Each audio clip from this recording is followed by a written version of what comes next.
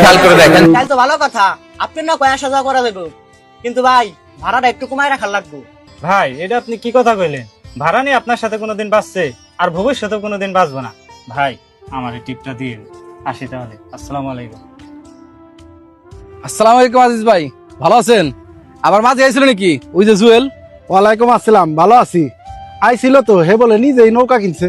কি ওই এনে আইছিল?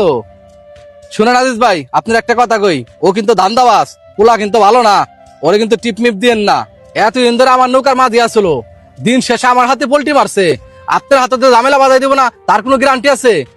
কথাটা ভাই খারাপ কর নাই, আপনার কথাটা আমি মাথায় রাখলাম।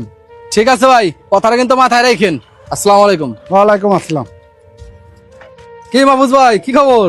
আল্লাহর রহমতে ভালোই আছি। আপনার এই তো খুঁজতেছিলাম, কিছুক্ষণ আগে জুয়েল ভাইয়ের সাথে দেখা হয়েছিল, সে বলে নতুন একটা নৌকা কিনছে, আবার আমার কাছে টিপস চাইলো। তার মানে ও আপনার কাছে আইছিল? মাহফুজ ভাই আপনার একটা কথা কই, ও কিন্তু লক্ষ্যটা ভালো না, আপনার নামে বদনাম ছড়াই দিব, পরে মানুষ আপনার কাছে আর গরু বেচতে আসবো না, সাবধানে থাকেন। ওই আমার নৌকায় থাকাকালীন বিভিন্ন ধান্দা ফান্দা কইরা তেলের টাকা মায়ের আজকে নিজে একটা নৌকা কিনছে। ভাই আপনারা সাবধান করে দিতেছি, ওরে কিন্তু টিপ দেন না, তাহলে কিন্তু আপনার পরে পস্তাইতে হইব। হ্যাঁ বুঝতে পারছি। খালি বুঝতে পারলে হইব না, মনে রাখেন, নাহলে পরে পস্তাইতে হইব। আসি ভাই। কে রে জহির, তুই কি এখন অন্য নৌকায় থাকিস নাকি? তোর আগেই কইছিলাম তুই জুয়েল হাতে থাকিস না, তুই তো আমার কথা শুনোস নাই, এখন বিপদে বললি না। এখন তো মনে অল্প টাকা বেতনে চাকরি করতে হয়, তাই না? না মহাজন, আপনি ভুল বুঝতেছেন, এইটাও জুয়েল ভাইয়ের নৌকা, কিছুদিন আগেই কিনছি। কি কস? জুয়েলের এখন দুইটা নৌকা?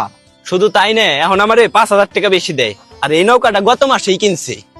আরে মহাজন, নৌকা দেখতেছেন ভালো হয়েছে না?